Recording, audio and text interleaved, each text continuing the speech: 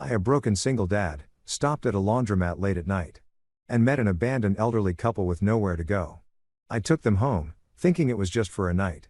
But soon after, a sharp knock hit the door, and when I opened it, I was 29, 8 months into being a widower and a dad, double bagging spit-up covered onesies at a coin laundromat off Candler Road when I heard someone trying not to cry. Not the polite kind of sniffle, either. This was deep, torn-up breathing, like someone was choking back the end of something. They were sitting by the busted soda machine. A black couple, both in heavy winter coats, zipped all the way up, hands clasped tight between them. The man kept patting her knuckles like he was reminding her they were still there. Later, I'd know them as Desmond and Kimberly Richardson. Right then, they were just two strangers who looked like somebody's parents left out in the cold. Wes was strapped to my chest in a carrier, running a low fever and squirming hard because he was hungry again. My plan was 10 minutes max, wash, dry, hustle back home before he screamed the paint off the walls. Instead, I found myself walking over. "You all waiting on somebody?" I asked, trying to sound casual. The man looked up, calm, but tired. "Our son's handling paperwork for our new place. Told us to wait here while he wraps it up." There was something off about that. I've seen all kinds of paperwork in 6 years doing remote legal calls, and none of it ever went down at a laundromat past 9. I shifted Wes higher on my chest and nodded. "Where's the place?" The woman answered this time. "Panthersville, Flowering Grove Lane." He showed us pictures. Yellow siding, white porch. "You sure y'all got away there tonight? Buses are done and it's bitterly cold out." She hesitated. He said he'd send someone, but it's been a while. I pulled out my phone and hit Terrence. He owed me one. When he picked up, I said, "I need a ride for some folks. Elderly, baby, and tow." It's one of those nights. 20 minutes later, Terrence rolled up in his Tahoe, windows rattling like loose teeth. He leaned over and shot me that look. "You sure?" I nodded. The address they had didn't exist. Terrence circled the neighborhood twice before stopping beside a weedy lot with a crooked sign. "Future Homes by Bexley." Kimberly pressed a crumpled printout against the window and whispered, "That's it." "That's where," he said. Desmond didn't say anything, just closed his eyes like he already knew. "Y'all got a phone?" Desmond pulled out a flip phone. Cracked, dead, useless. Only thing they remembered was the street name and that their son, Gregory, called himself a financial planner. That's when my stomach turned. I've heard every hustle with the word planner in it, and none of them ended with a porch and yellow siding. It was past 10 when I turned around and said, "You're not sleeping out here. Come with me." They paused like they wanted to argue. Then Wes started coughing, wet and raspy, and Kimberly stepped forward like it was instinct. She reached for him, laid her hand on his back, and he settled. That told me everything. We hauled up the narrow stairs to my one bedroom over the barber shop. I shoved 2 laundry baskets aside, cleared space on the couch, handed them bottled water from the fridge. The place smelled like old coffee and cheap detergent. Kimberly sat down and said, "It's more than enough." I believed her. 10 minutes later, my father-in-law, Holden, called right on schedule. "You home?" "I am." "You alone?" "I've got company." Pause. Then the voice got hard. "Strangers and Wes don't mix. You know that." "I've got it under control." He hung up. No goodbye. Later that night, Desmond stared at the shelf where my wife's photo used to sit. Empty frame, still gathering dust. He didn't ask questions, just said, "I'm sorry for your loss." Like he knew exactly when to say it and what it meant. I nodded, walked to the kitchen, and put water on for tea. Morning hit with that busted scrape from my second-hand coffee maker, the one Lena bought before Wes was born because I kept falling asleep on calls. Kimberly was humming real low, just enough to keep Wes calm in his bouncer. I'm not ashamed to say it felt like oxygen. After months of nothing but a baby crying and Holden criticizing me over the phone, her voice was the first sound in a while that didn't make me clench up. Desmond stood near the door, already dressed, back stiff like he didn't know whether to stay or leave. He nodded at me but didn't speak. I asked for paperwork. "Anything?" A lease, closing statement, envelope, utility bill. They had none of it. Just the old flip phone screen dead and a text thread Kimberly remembered from memory. "Flowering Grove Lane," she said. "South Une End." Gregory said he handled everything with the seller himself. All we had to do was be ready to move. Desmond added. He told us not to worry about closing. Said he'd wrap it all up fast, off market, save us some fees. I didn't say anything at first. I just grabbed a pen and started writing down everything they could remember. Names, dates, the neighborhood. Then I stepped out into the stairwell and called Pfizer. He picked up like he always did. Calm, direct, no nonsense. I laid it out for him. Elderly couple. Son claimed to be a financial planner. No closing docs. No real address. House doesn't exist. Fisher didn't even pause. Text me their full names. Last known real address, approximate sale date. I'll pull the property index on Monday. Brian, this smells bad.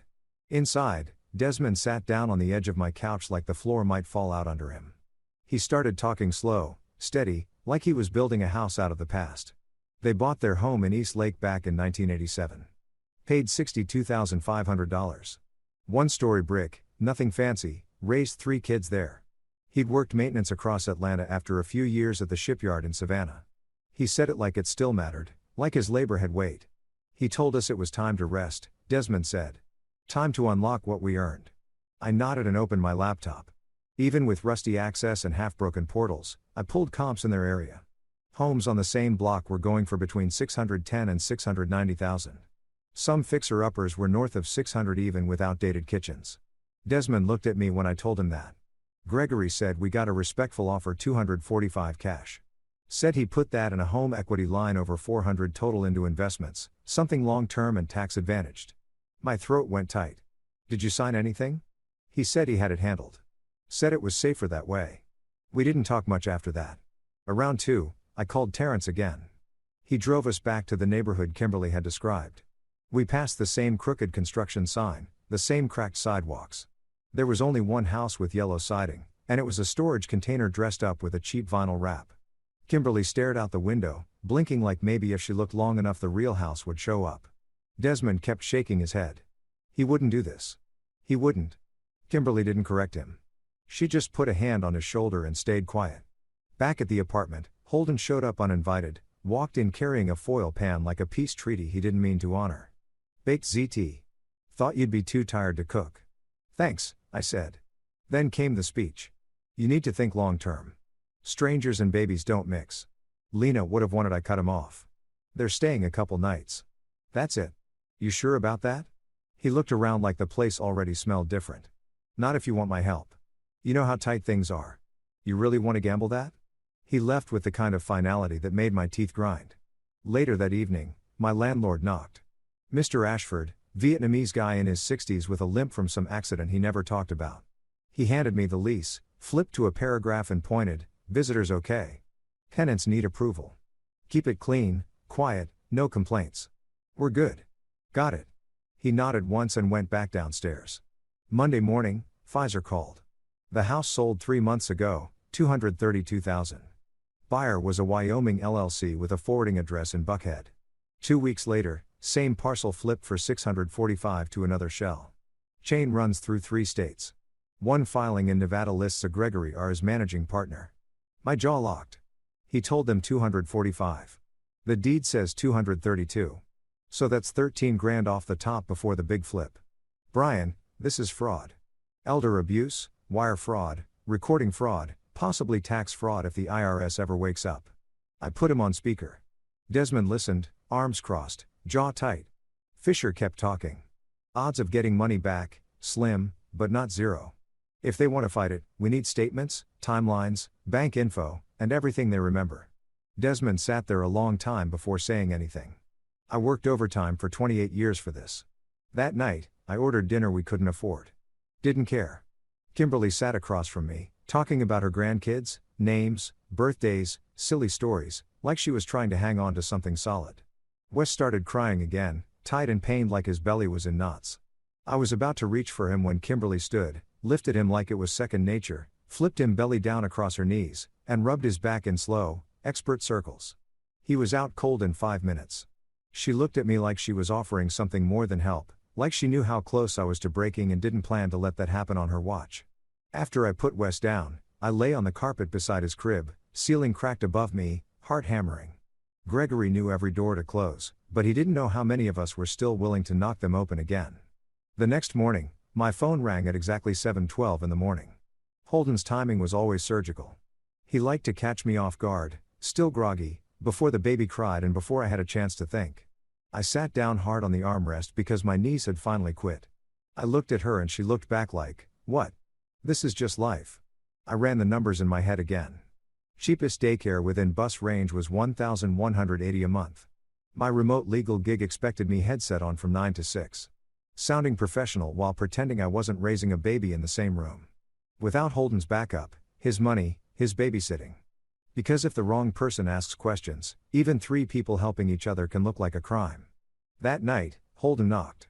I didn't even have to open the door all the way before he looked past me, saw Desmond standing at the stove, and stepped back.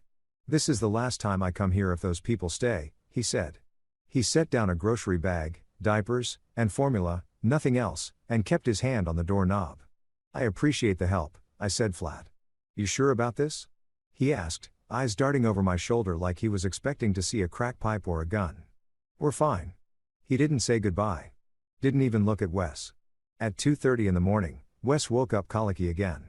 I pulled him from the crib and started the usual routine. Walking, bouncing, shushing. Kimberly appeared within seconds, tying her robe, already humming like this was some kind of fire drill she'd run 100 times. We sat together on the couch, her rubbing his back in slow circles while headlights from passing cars sliced across the wall. At one point, Desmond came out, handed me a glass of water and said, "You're doing fine, son." That hit harder than it should have. Tuesday morning, I logged in and put on my headset. Back-to-back calls about probate law, transfer on death accounts, power of attorney forms. Between calls, I peeked down the hall. Kimberly had Wes on a tight routine by noon. Diaper changes, feedings, naps, tummy time. At 6:10, I walked out to the smell of garlic, greens, and cornbread. Desmond stood at the stove, apron on. Kimberly was setting plates. Wes was dozing in his bouncer. Desmond said grace before we ate. I didn't stop him. By Saturday, things had shifted. My hallway floor didn't creak anymore. Sink didn't drip. Freezer had labeled containers. I went through every drawer and cabinet, organizing what I could. Then I opened a new folder in the fireproof box and labeled it Guardianship Possible because somewhere in the back of my head, I knew the state might come knocking one day and I'd need to show exactly how we ran our house. Sunday morning, I woke up to a kitchen that already smelled like coffee. Desmond was sitting with Wes on his lap, pointing to a paper about tomato planting. Kimberly was writing something on the grocery list and humming again. Nobody gave speeches. Nobody said anything about family or second chances. They just acted like people who'd lived together forever. And that's how it started. The next call from Pfizer came fast. His voice clipped like he was trying to hold a live wire with one hand and flip pages with the other. "Brian, I've filed formal complaints with the DA and the Financial Crimes Unit. Gregory Shell transferred the sale funds to another LLC out in Nevada. Then it jumped into a crypto exchange I'm not naming on a recorded line. This wasn't sloppy. This was deliberate." I braced the phone between my shoulder and ear while balancing Wes on one hip and stirring instant oatmeal with my free hand. "How bad is it?" "Bad. There are 3 other seniors 2 counties over. Same signature block.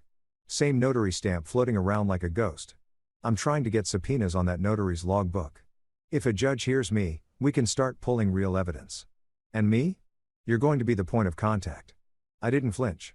"Then I'm in." He paused. "You sure?" "Yeah. Let's get it done." Thursday morning. The knock on the door was sharp and official. I didn't need a badge to know this was real. Stella Hill from Adult Protective Services stepped inside wearing no nonsense. Black slacks, flat shoes, tablet under one arm. She walked with the kind of quiet that told me she'd seen worse than whatever she thought she'd find here. She started right in. Asked to see the bedrooms, the bathroom, the fridge. No chit-chat, no fake pleasantries, just business. She made notes on everything. Kimberly stood to the side and answered every question clearly, even the uncomfortable ones. "How often do you fall?" "Almost never." "What medications are you both on?" Desmond answered that one. "Blood pressure, cholesterol, vitamins. We take them at breakfast every day." "When was the last time you went to a doctor?" 2 weeks ago, I said. "Checkups. I keep all the visit records in a binder." "You want it?" She nodded. I didn't try to sell our situation. I just handed over the binder along with the printouts of our meal logs, repair logs, and the written agreement Desmond and Kimberly signed with me. I showed her the baby gate at the top of the stairs, the outlet covers, and the weekly calendar taped to the fridge. She didn't smile, didn't frown, just made more notes. She asked about the fire extinguisher.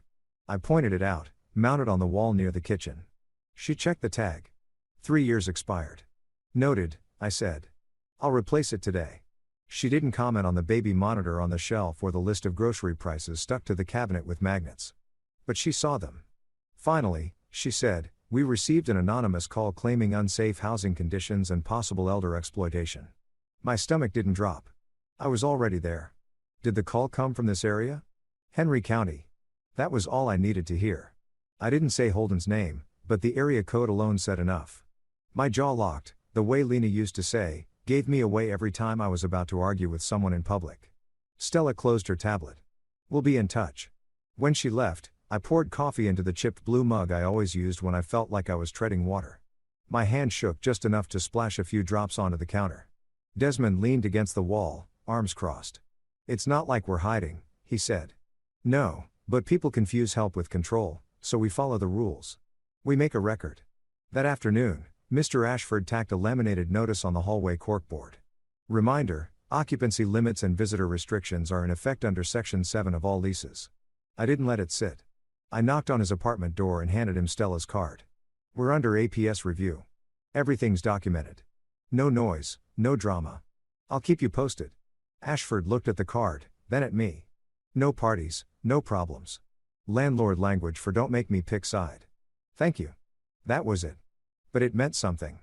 That night, I sat on the edge of my bed, staring at an empty text bubble I almost sent to Holden.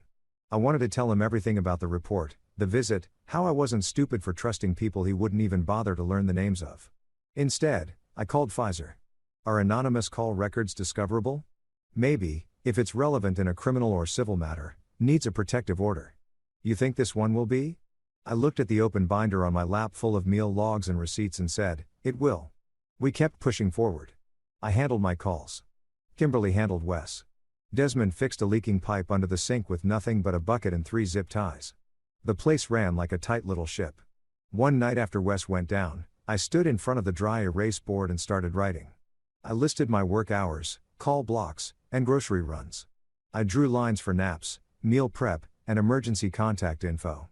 Then at the bottom, I wrote in red, "We decide together."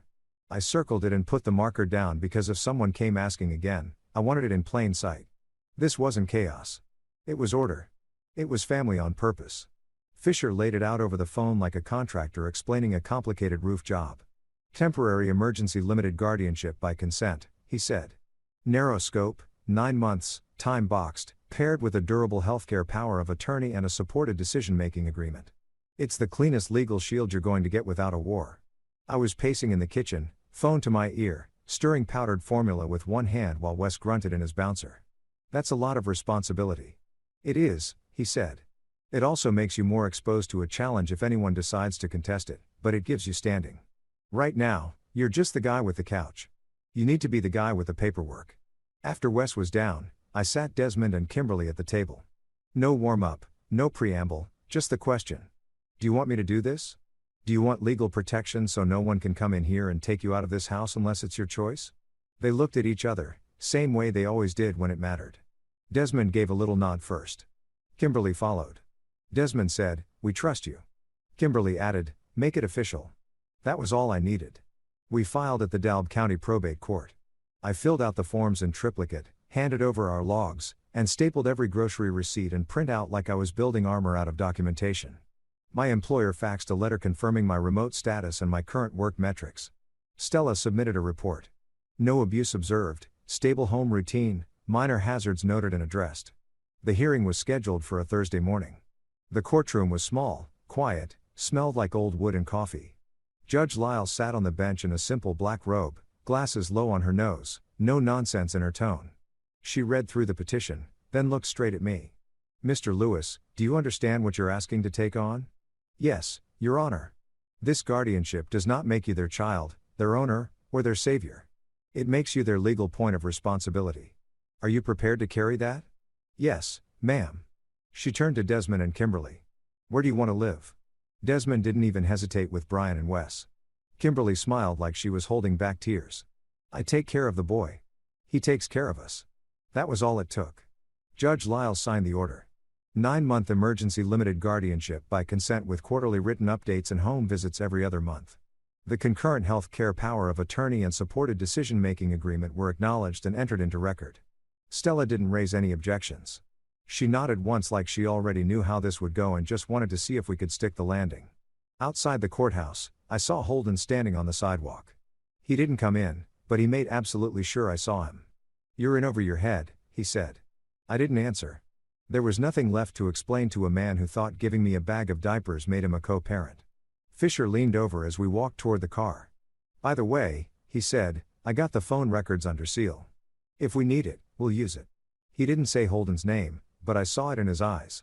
I filed that knowledge away like a spare key. Not something to use, something to keep. That night, Kimberly made a pot of stew like we'd won the lottery.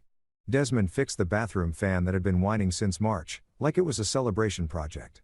Wes slept 6 hours straight for the first time since he was born. I wrote it on the dry erase board like it mattered as much as a court order, because in this house, it did. Next morning, my supervisor pinged me with a vague message about metrics. "Thanks for the update. Please be mindful of client response times. HR speak for don't let your personal life bleed into the call queue." I replied politely, explained the court appointment, then doubled down on my schedule. I couldn't afford to slip. There's always a meter running somewhere, and you'd better know which one gets you paid. We printed the court order, slid it into a plastic frame, and stuck it on the bookshelf under the photo of Lena holding Wes in the hospital, just in case anyone official ever walked in asking who was in charge and what our arrangement looked like on paper. Underneath the frame, I stuck a yellow sticky note that said, "We choose each other." Because that's the only reason any of this held. Kimberly said it best when she poured coffee the next morning. "Same old chipped mug from my bottom cabinet. I don't know what people think a family is, but this is one. Paper or no paper." Desmond clinkied his spoon in his bowl and added, "They'll see that if they're looking with the right eyes." Wes babbled from the playpen and slapped his hands together like he was making a point, too. Later that week, we went through the apartment with a checklist. I replaced the fire extinguisher, put fresh batteries in the smoke detectors, labeled the pill organizer in big letters. We added a grab bar near the shower and moved the cleaning supplies out of reach just in case APS popped back in early. We kept every receipt. It became a rhythm. Me logging calls, Desmond keeping the place humming. Kimberly managing meals and diapers with a grace I couldn't match. Every Sunday night, we sat at the table and reviewed the budget, the calendar, and the grocery list. Sometimes we argued over brand names. Sometimes we laughed about it, but we stayed on the same page. I added one more tab to the binder and labeled it compliance because I knew the day would come when someone would ask how we were managing 3 generations under one roof, and I wanted the answer to be better than most. 2 weeks after the guardianship papers got signed and framed, my phone lit up with a Manhattan number I didn't recognize. I answered halfway through folding bath towels. "Mr. Lewis, this is Kayla Richardson, Desmond and Kimberly's daughter. I've heard some story. I want to see my parents." Her tone had that clipped rhythm people use when they're used to being in control. She sounded expensive. I told her I'd ask Desmond and Kimberly first. That didn't go over well. I think it's important they hear from their actual family, not someone who stepped in. I didn't engage. "They'll decide," I said, and hung up. That evening, I told them. Desmond looked calm. "Invite her," he said, like it was nothing more than letting someone in for dinner. Kimberly stared down at the grocery list in her lap. At first, she just said, "I'm not ready." Then she looked up, but running didn't help before. Let's hear what she has to say. Saturday morning, 10 sharp. I buzzed her in. Kayla walked in wearing a tailored gray coat that probably cost more than my entire monthly rent and heels that didn't belong anywhere near my cracked kitchen tiles. Her husband followed 2 steps behind her, face tight, eyes scanning everything like he expected to smell mold or find broken furniture. We offered them chairs. They didn't sit. Kayla looked straight at me. "I need to understand what's going on here." I already had the folder in hand. I opened it on the table. Guardianship by consent. Durable healthcare power of attorney. Supported decision-making agreement. All legal. All signed. All reviewed by the probate judge. APS has been here multiple times. She blinked. "You filed for guardianship?" "No," I said. "They asked me to after their son stole their house." Her husband finally spoke. "We haven't heard everything yet." Desmond didn't flinch. "Some stories are facts. Our house is gone. So's the money." Kayla stepped toward him. "Daddy, I could bring you both up to New York. You'd have a proper place. Care options." Desmond didn't raise his voice. "We aren't cargo." Kimberly just said, "I take care of Wes. Brian takes care of us. That's the arrangement." Kayla's eyes snapped back to me. "You do realize what this looks like? You take in 2 elderly people and suddenly have legal control. This feels like trauma bonding, not caregiving. I didn't react. Didn't need to. They left not long after. I walked them out without saying much. And the moment the door closed, I felt it. That gut sense that this wasn't over. 4 days later, Fisher called. His tone was surgical. She filed. Where? Wake County. Petition to transfer guardianship, alleging coercion, medical neglect, inadequate housing, lack of experience. Ceased APS and signed with a firm that likes to write motions that sound like press releases. Okay. I said, what now? We fight it. I need photos, logs, statements, receipts, records of everything. Meals, meds, doctor visits. Document your routine like you're writing a training manual. I got to work.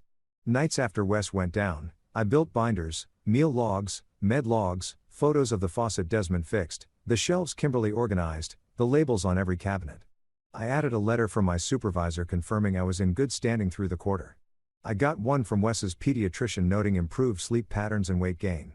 Neighbors gave statements about the quiet, clean apartment and how often they saw Desmond walking Wes around the block. Stella came for another home visit the following week. She didn't say much.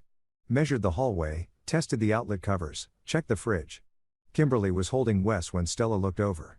He reached for her. No crying, no hesitation. Stella watched them a beat longer than she needed to. Her final note read, no observed neglect or exploitation, stable environment, cooperative reporting. Typed like a spreadsheet entry, but I read between the lines.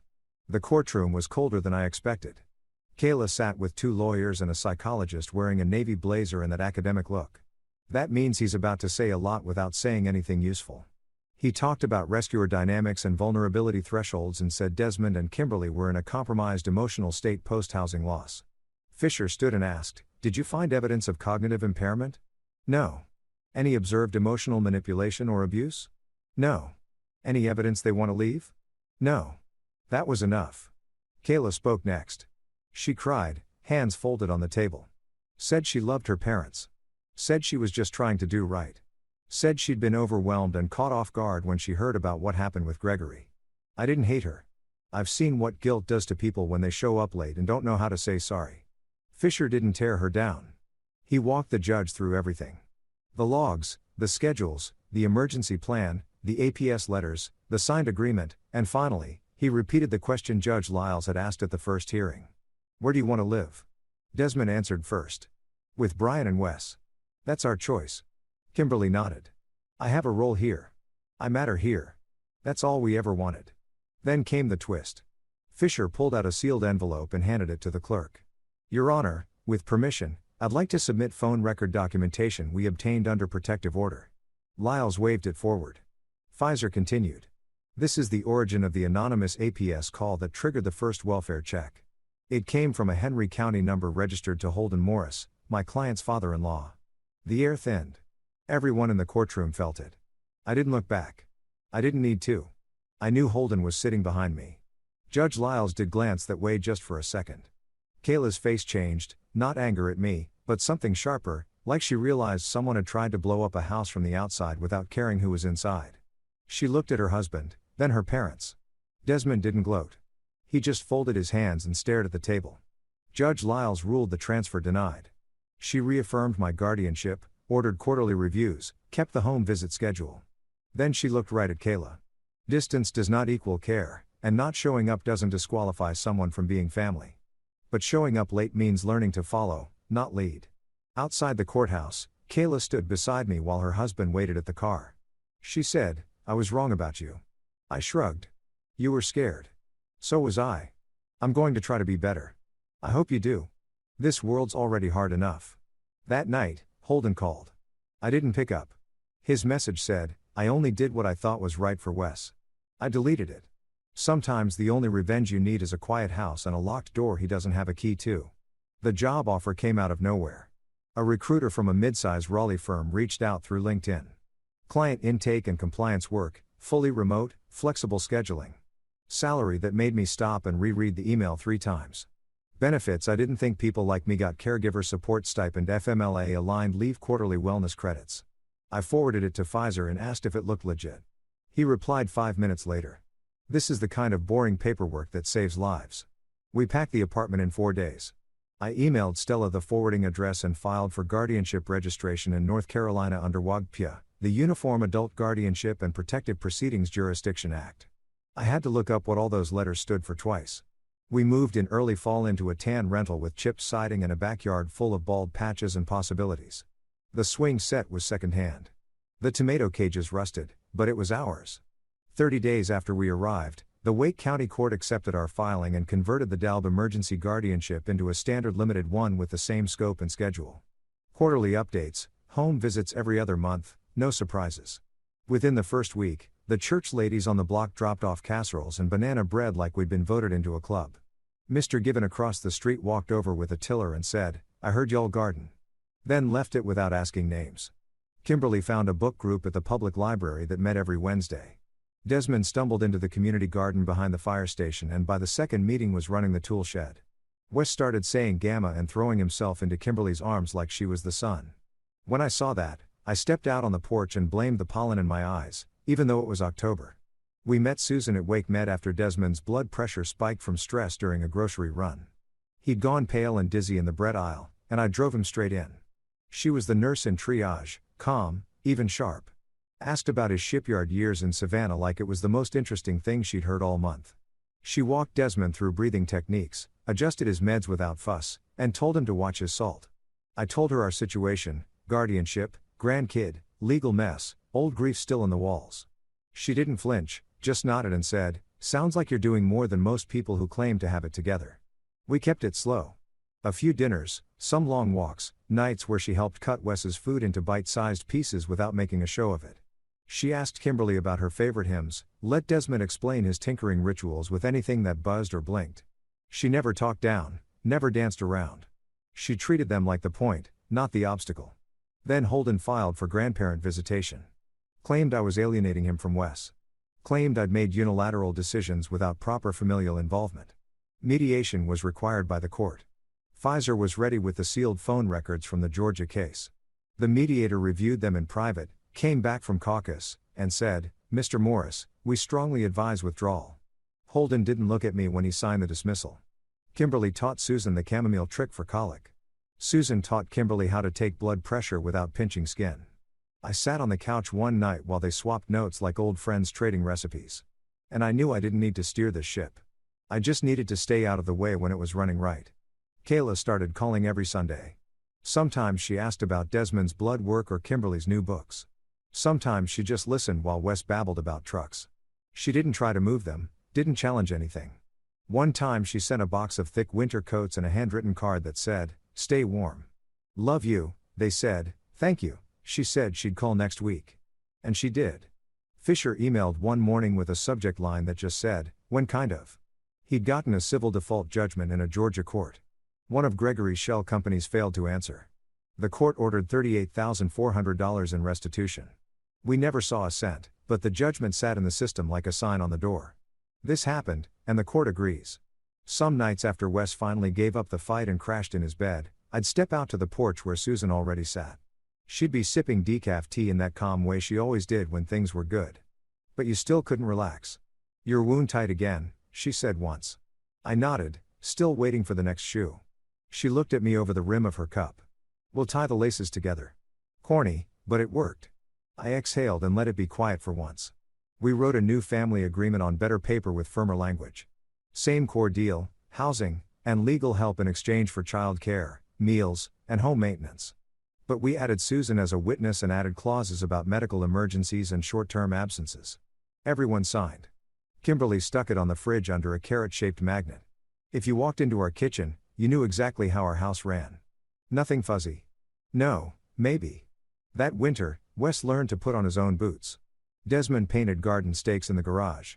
Kimberly organized every spice jar in alphabetical order and started leaving notes for Susan with grocery shortcuts.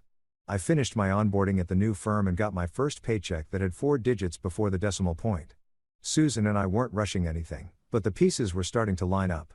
Her, me, this house, this mess, this family that didn't start with blood, but certainly didn't need it to function. We weren't saving the world.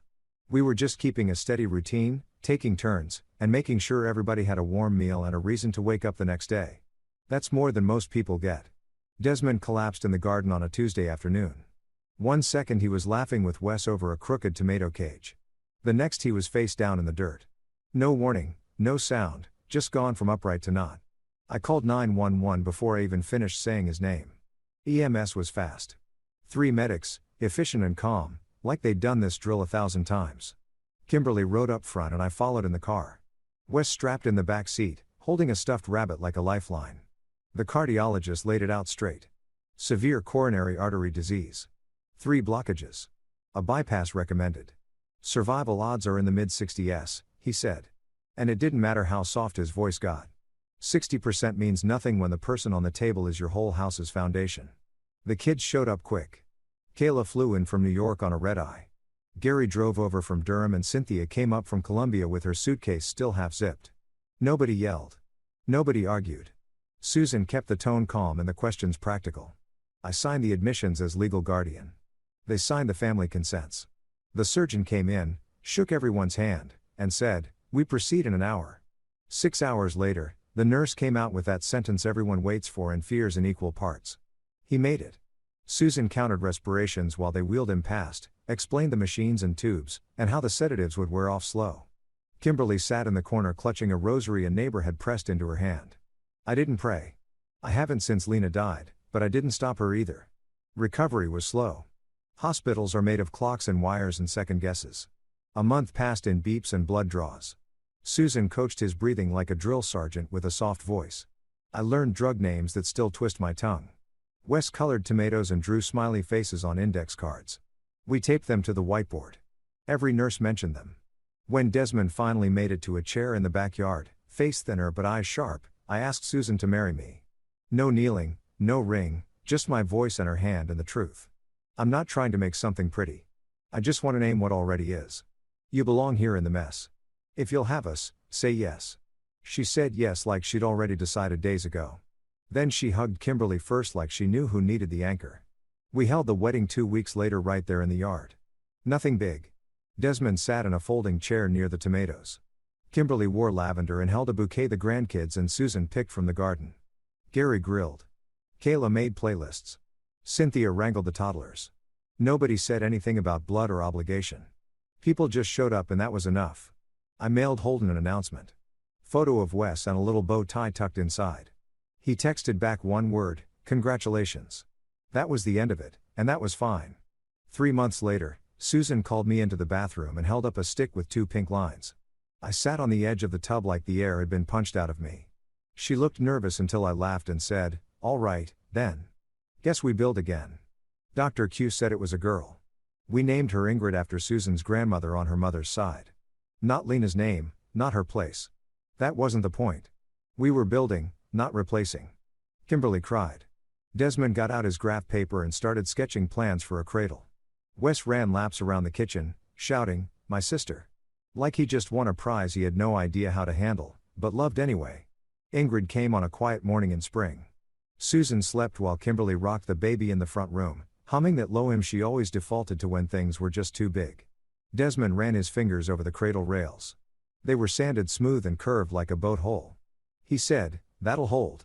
And I knew he wasn't just talking about the wood. The house changed again. Noisier, tighter, full. Susan went back to shifts after 8 weeks. And I shifted my headset hours to early mornings and late evenings. Kimberly kept a wall calendar that could have run air traffic control. Desmond became the baby's personal mechanic, adjusting her seat buckles, fixing loose buttons, muttering boat stories into her ear while she giggled like she understood every word. I'd tuck Wes in, rock Ingrid to sleep, and sit on the porch like a man who had finally run out of emergencies. Some nights I'd say, "We did all right today."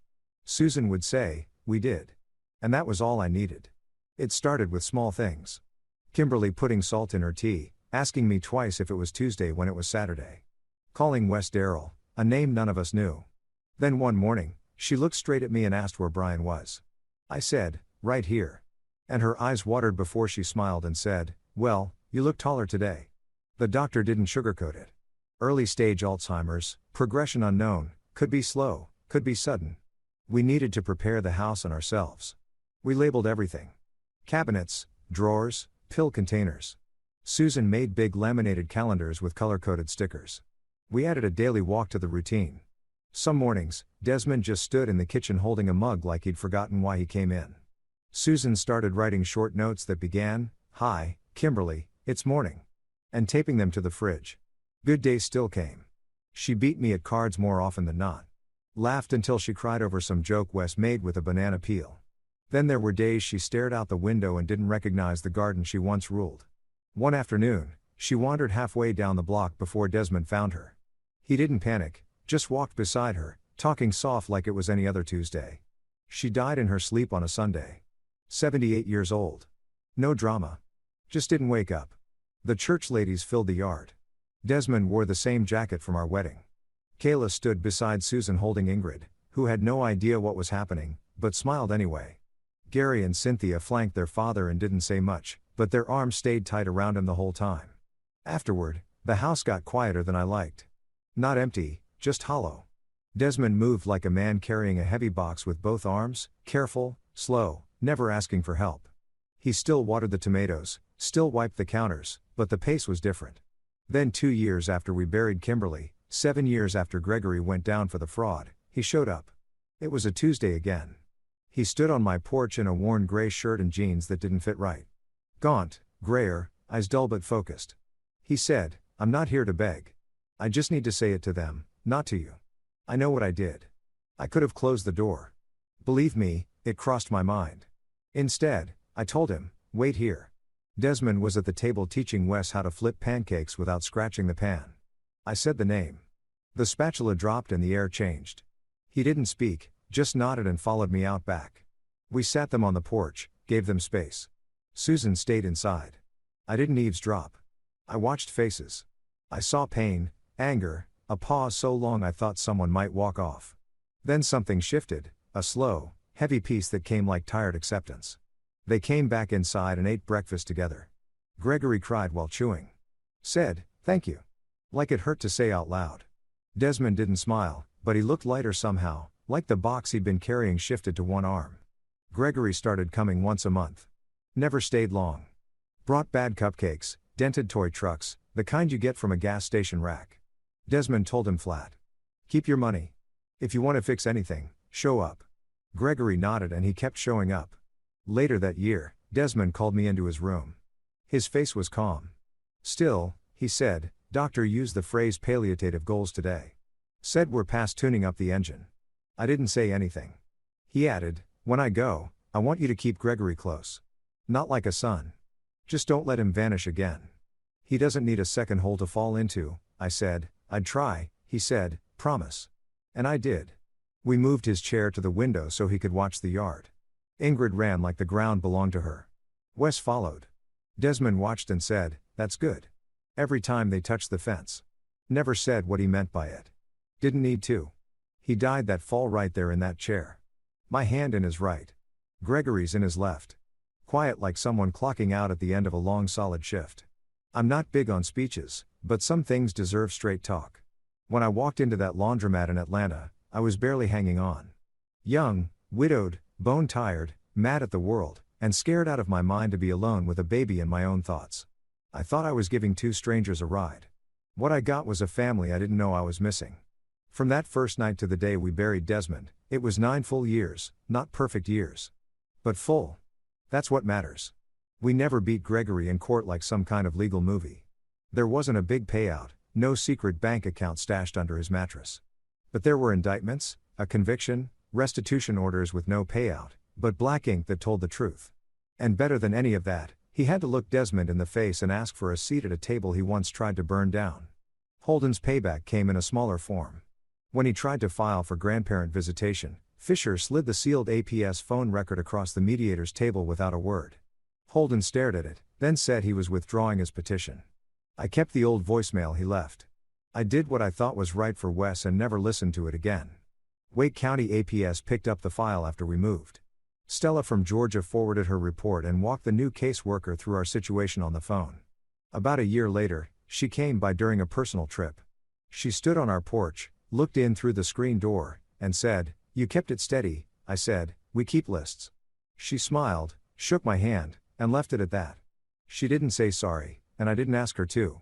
Susan and I had Ingrid for a while.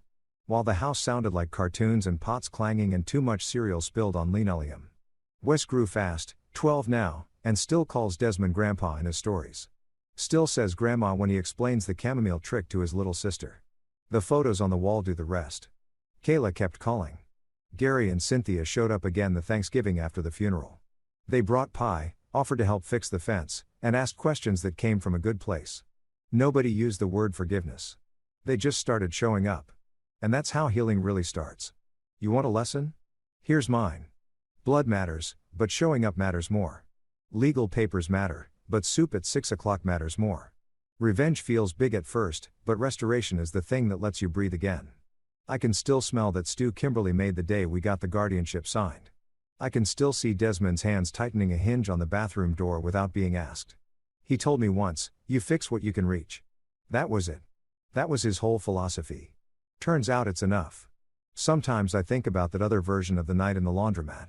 Me keeping to myself, nodding politely, going home alone. I would have kept the apartment quiet, sure, but I'd have missed the very thing that made my life make sense. Wes is 12 now. Ingrid just turned 9. They set an extra plate for Uncle Gregory when he visits. They know the tomatoes in the yard came from Grandpa Des. And when they ask why we took in people we didn't know anything to, I tell them the truth. We didn't take people in. We made room for our own. If you ever get that chance, take it. It might save someone. It might save you.